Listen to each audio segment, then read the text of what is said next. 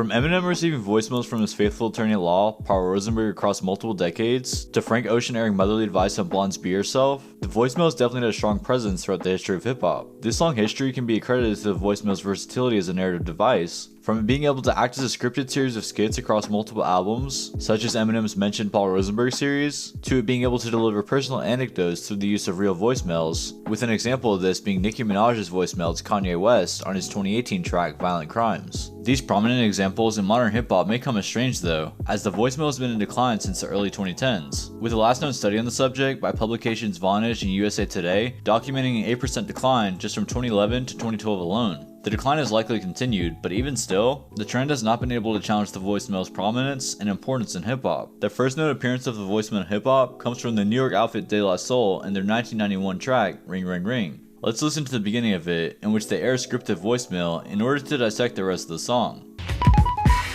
Yes, this is Miss Renee King out of Philadelphia. I'd like for you to give me a call. The rest of the song follows with the members of De La Soul criticizing aspiring musicians who leave voicemails on their answering machines looking to collaborate or have them check out their demo tapes. The song ends with another fictionalization of an aspiring rapper, with this example calling himself Ronald Master, asking for De La Soul to call him back. To continue on, I think the easiest way to highlight the importance of the voicemail is to define its main uses. After scouring through tracks both commercial and underground to find voicemail interludes or interpretations in hip-hop, I believe the voicemail has the potential to be used in 3 ways, with these being as songs, as scripted skits, and for an album narrative. Also, it should be noted that many voicemails blend these 3 uses, and some anomalies may not fit into these constraints. I want to detail a passage from Tyler the Creator's 2017 release, Scumfuck Flower Boy, that acts as a voicemail in the form of a song itself. This passage is a stretch from his 12th track titled November to its 13th track titled Glitter. Here are snippets of Tyler's second verse from November, in which he introduces the voicemail concept.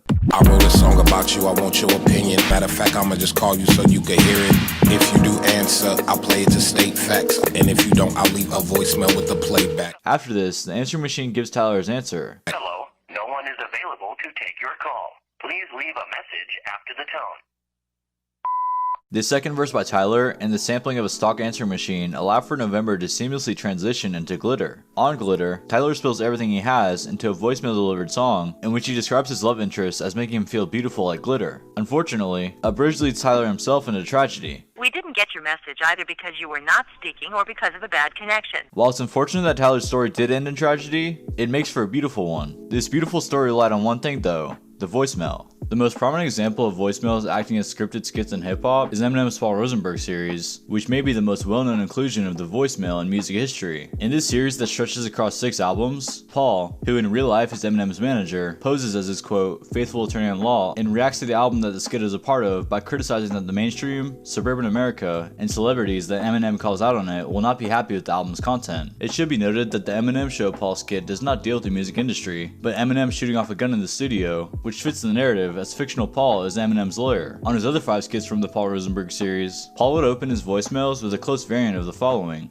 Hey, what's going on? This is Paul Rosenberg, your faithful attorney-at-law. Listen, I listened to the rough copy of your album. As mentioned, Paul would then criticize the album's content as he had early access to the album. You know, I just gotta be honest with you. Can you tone it down a little bit? Because there's only so much I can explain. Give me a call. The inclusion of these skits were purposeful and an important part of Eminem's process for a significant portion of his career, as they allowed Eminem to further push his depiction of being the bad boy of hip-hop. It also proved that Eminem did not need the label nor the mainstream's approval, as he was the mainstream. For Eminem to have a space to predict all the controversy that would be a result of the album's content before it even occurred was a masterful move. On Kanye West's 2016 release, The Life of Pablo, the fan-celebrated voicemail, Silver Surfer Intermission, acts as the album's 15th track. The voicemail is delivered by Max B, a New York rapper who has had an extreme influence on today's scene. Despite its influence, he may not be known to some hip-hops today because he is currently serving the last year of a 12-year prison sentence. His importance to the album's narrative comes from his coinage of wavy and the wave as slang terms for cool and what is currently cool, respectively. This importance comes from West's naming process for The Life of Pablo, which was first named So Help Me God, secondly Swish, and thirdly Waves before its permanent title. The change to Waves prompted Wiz Khalifa to take issue with West in a series of tweets in which he accused Kanye of quote, taking the wave, unquote. Although West responded in a tirade of tweets, the final nail in the coffin of their beef was the Silver Surfer Intermission, as Max B shared his approval of the name change, as well as West's themes of waviness across the album.